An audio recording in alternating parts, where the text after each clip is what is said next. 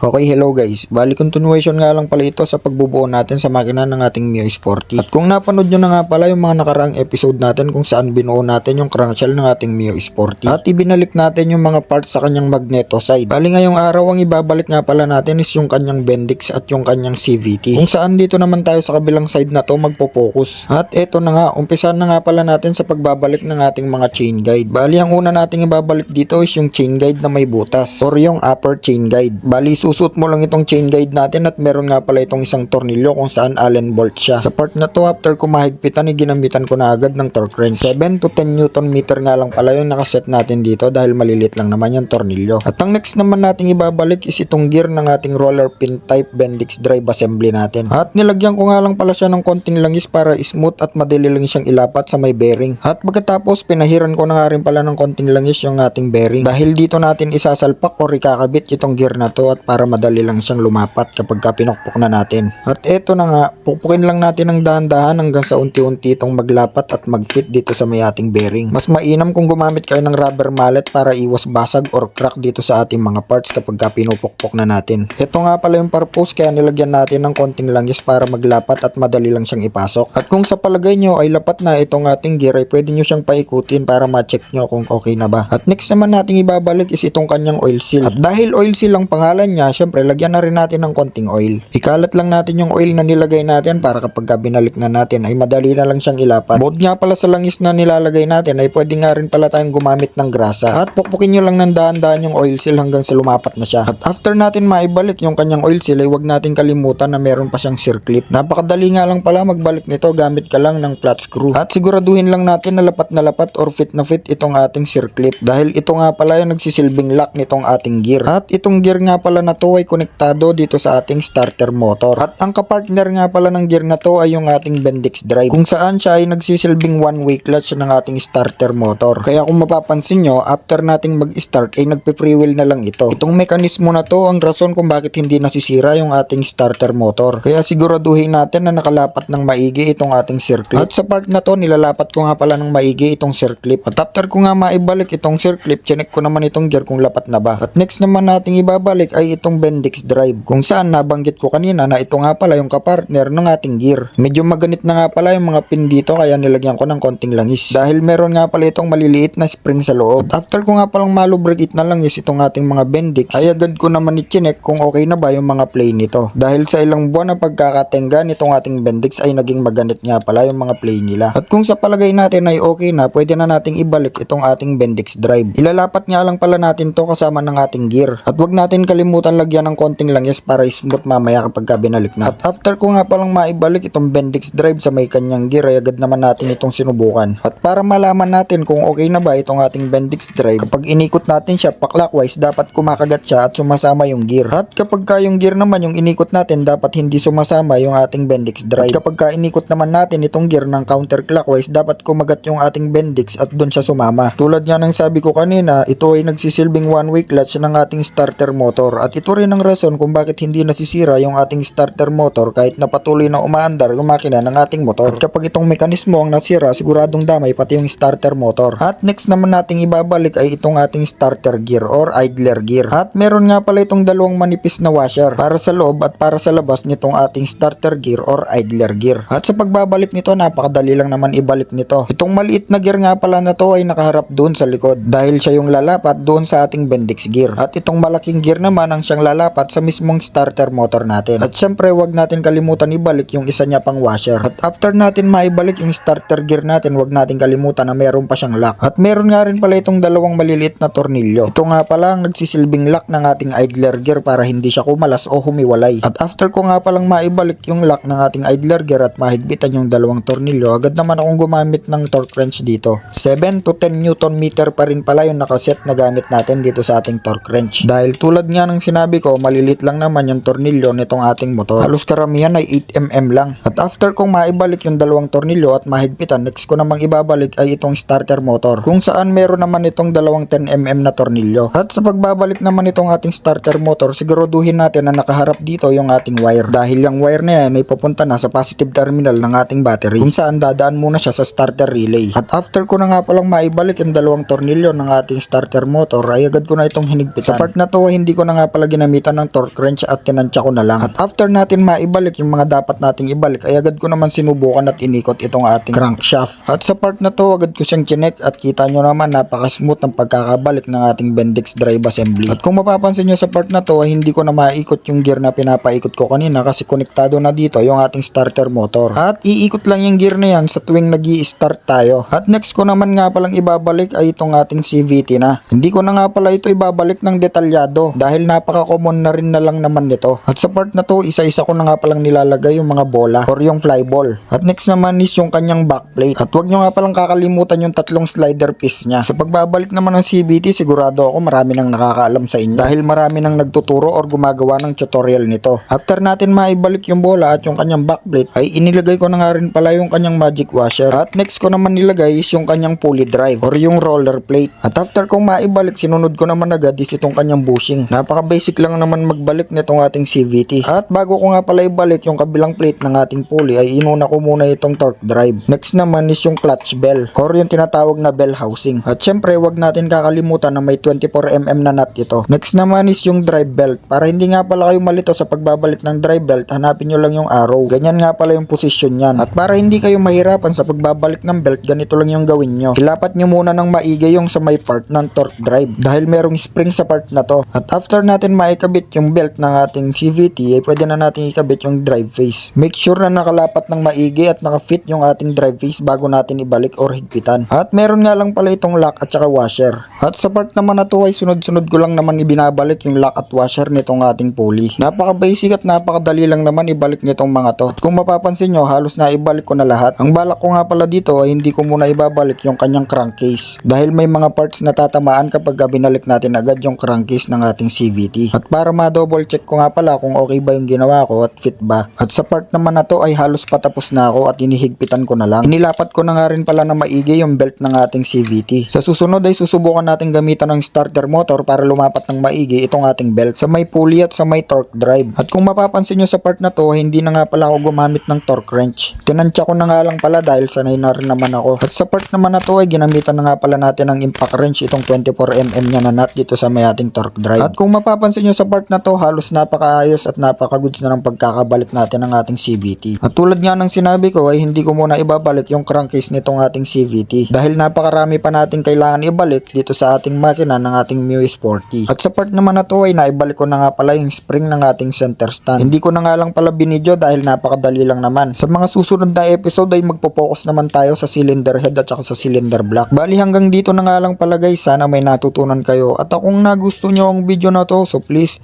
like, share, and subscribe.